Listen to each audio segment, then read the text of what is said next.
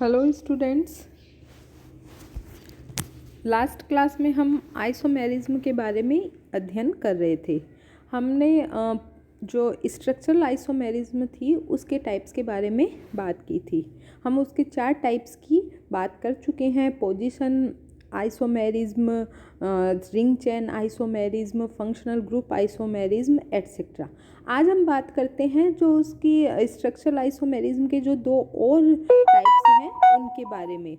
उनमें पहली है मेटामेरिज्म। मेटामेरिज्म का मतलब है मध्यावयवता। तो सबसे पहली बात तो हम स्टार्टिंग से पढ़ते हुए आ रहे हैं कि आइसोमेरिज्म के लिए या किन्हीं भी कंपाउंड्स के आइसोमर के जैसे बिहेव करने के लिए हमेशा उन कंपाउंड्स का molecular formula and molecular weight होना चाहिए समान। क्योंकि यदि मोलिकुलर फॉर्मूला समान नहीं होगा तो वे आपस में आइसोमर्स किसी भी कंडीशन में नहीं होंगे। हो सकता है कि वो अदर किसी भी फॉर्मेट में पाए जाएं लेकिन वो आइसोमर्स नहीं होंगे। ठीक है, तो मेटामेरिज्म में क्या होता है, ऐसे 2 या 2 से अधिक कंपाउंड जिनका molecular formula and molecular weight होता है समान, लेकिन उनमें जो फंक्शनल ग्रुप है उसके किसी एक साइड में या दोनों साइड में जो एल्किल ग्रुप है वो डिफरेंट हो, तो ये जो कंपाउंड है ये कहलाते हैं मेटामर्स और ये फिनोमिनन या परिघटना कहलाती है मेटामेरिज्म।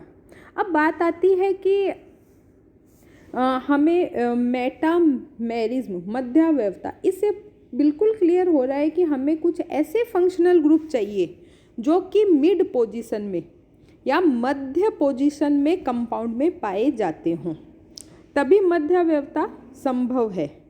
मीन्स ऐसे फंक्शनल ग्रुप जिनके दोनों ओर कोई ना कोई एल्किल ग्रुप अटैच होता है, तब हमें मध्यावयवता या मेटामेरिज्म ऑब्जर्व होगी या मिलेगी। ठीक है, अब ऐसे फंक्शनल ग्रुप कौन से होते हैं, तो ईथर में हम सभी जानते हैं ROR मीन्स जो ऑक्सीजन है उसके दोनों तरफ एल्किल ग्रुप अटैच्ड हैं। मीन्स ये जो ईथर्स हैं ये इजीली मेटामेरिज्म शो कर सकती है, क्योंकि हम R को वेरी करके उनमें मध्यावयवता को जनरेट कर सकते हैं। ईथर के जैसे ही होता है थायो ईथर। थायो का मतलब है सल्फर, मीन्स जब ऑक्सीजन को हम सल्फर से रिमूव करते हैं तब बनती है थायो ईथर। थायो ईथर का फॉर्मूला क्या होता है, RSR। यहाँ पर हमने देखा है कि सेम ईथर के जैसे थायो ईथर में भी 2 एल्किल ग्रुप आ रहे हैं और इन दोनों एल्किल ग्रुप की वजह से जो थायो ईथर है वो भी मध्यावयवता मेटामेरिज्म शो कर सकती है। क्लियर सभी को। इसी तरीके से नेक्स्ट बात करें तो सेकेंडरी एमीन RNHR। ठीक है, इसमें भी सेम उसी तरीके से 2 एल्किल ग्रुप आ रहे हैं और इन दोनों एल्किल ग्रुप में यदि कोई ऐसे कंपाउंड्स हों जिनका मोलिकुलर फॉर्मूला तो हो समान, लेकिन ये जो दोनों तरफ एल्किल ग्रुप आए हैं एमीन के ये डिफरेंट हो, तब हमें मेटामेरिज्म प्राप्त होगी या वो कंपाउंड्स आपस में मेटामर्स कहलाएंगे। इसी तरीके से अब आप लोगों का माइंड काम में वर्क करना स्टार्ट कर दिया होगा कि इसी तरीके से कीटोन जो है, कीटोनिक ग्रुप जो है उसका भी फॉर्मूला क्या होता है, RCOR। मीन्स जो CO ग्रुप है उसके दोनों तरफ एल्किल ग्रुप अटैच्ड हैं, मीन्स ये भी इजीली मेटामेरिज्म शो कर सकता है। इसी तरीके से एस्टर का फॉर्मूला होता है RCOOR। यहाँ पर हम देखते हैं कि COO के दोनों तरफ R अटैच्ड हैं। इन R को हम यदि चेंज करें तो हमें मेटामर्स प्राप्त हो सकते हैं। सबको क्लियर कि मेटामेरिज्म क्या होती है।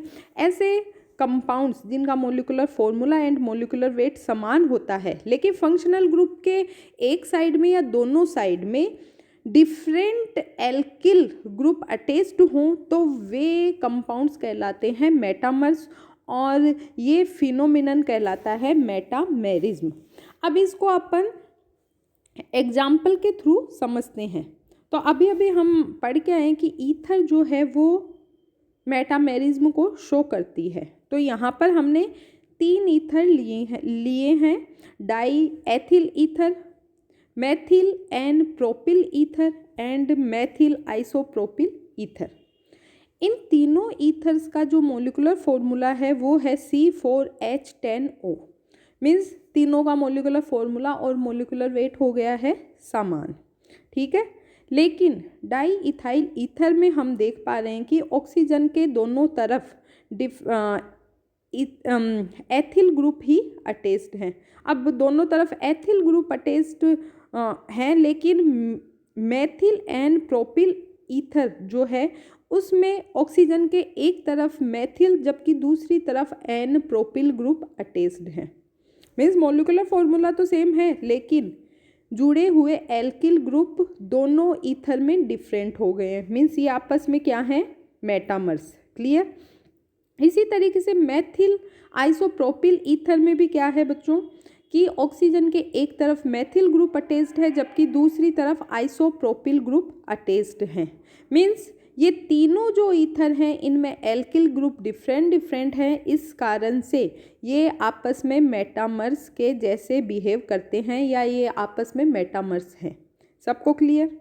इसी तरीके से सेकेंडरी एमीन का एग्जाम्पल ले लेते हैं। सेकेंडरी एमीन में हमने 3 एमीन ली है, di ethyl amine, methyl N propyl amine और तीसरी है मेथिल आइसोप्रोपिल एमीन। अब ये जो तीनों एमीन हैं इनमें भी साफ दिख रहा है कि जो डाई एथिल एमीन है उसमें NH के दोनों तरफ एथिल ग्रुप अटैच्ड हैं, जबकि मेथिल एन प्रोपिल एमीन में NH के एक तरफ है मेथिल ग्रुप जबकि दूसरी तरफ है एन प्रोपिल ग्रुप।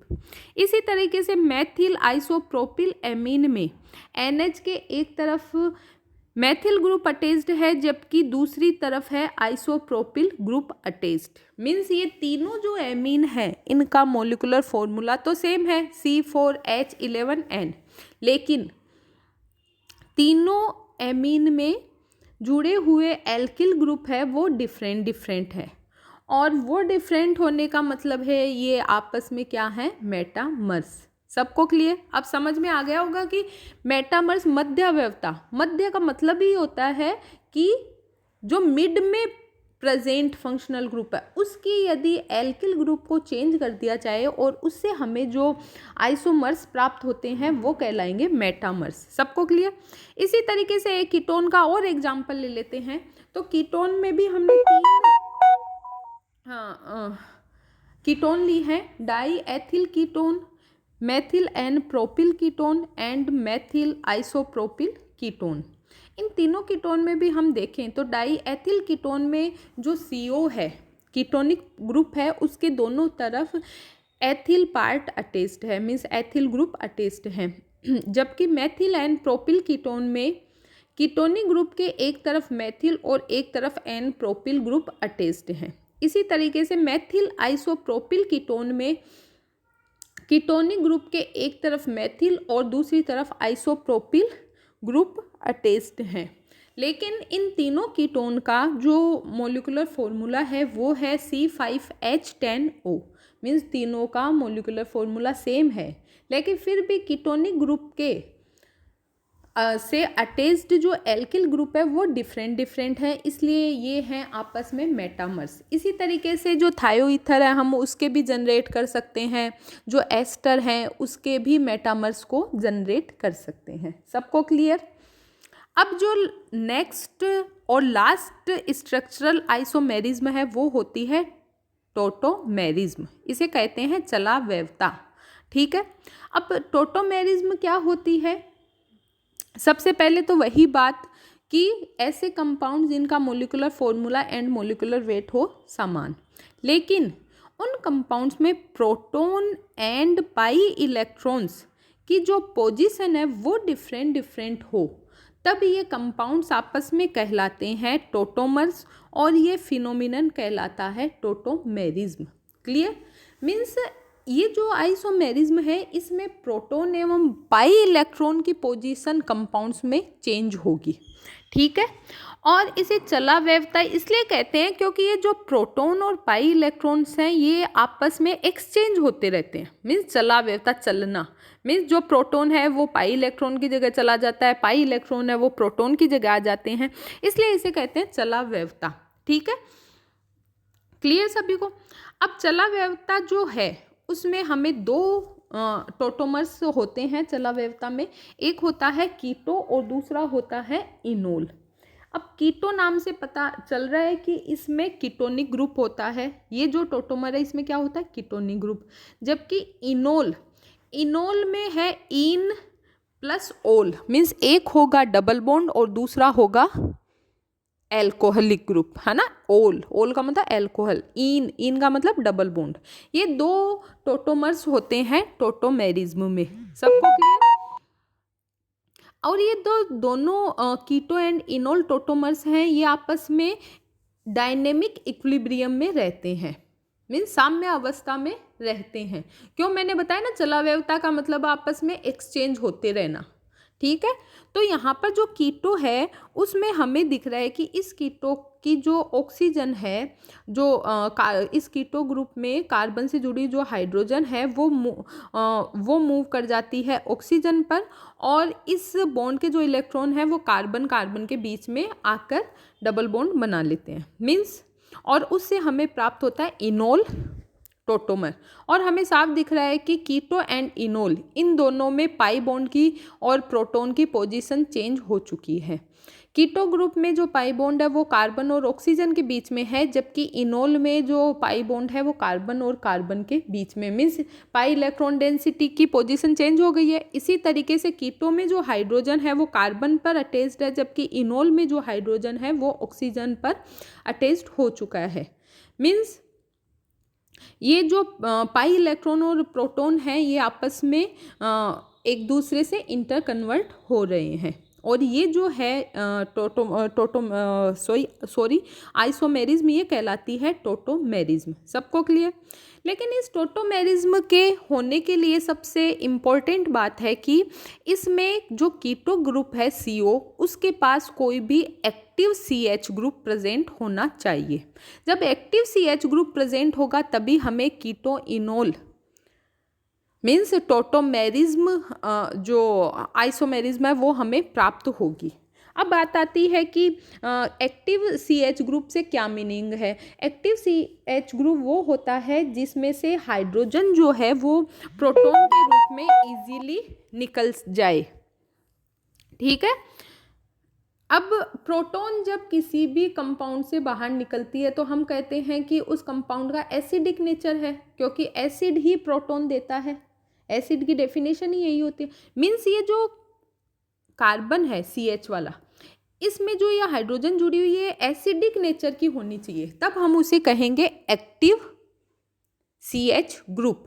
और एसिडिक नेचर का मतलब है कि ये जो CH वाला कार्बन है इसके पास इलेक्ट्रॉन की डेफिशिएंसी होनी चाहिए। जब इसके पास इलेक्ट्रॉन की कमी होगी तो ये CH ग्रुप का जो बॉन्ड है उसके इलेक्ट्रॉन खुद की तरफ खींचेगा, और उस वजह से जो हाइड्रोजन है वो प्रोटॉन के रूप में बाहर निकल जाएगी। सबको क्लियर कि एक्टिव का क्या मीनिंग है।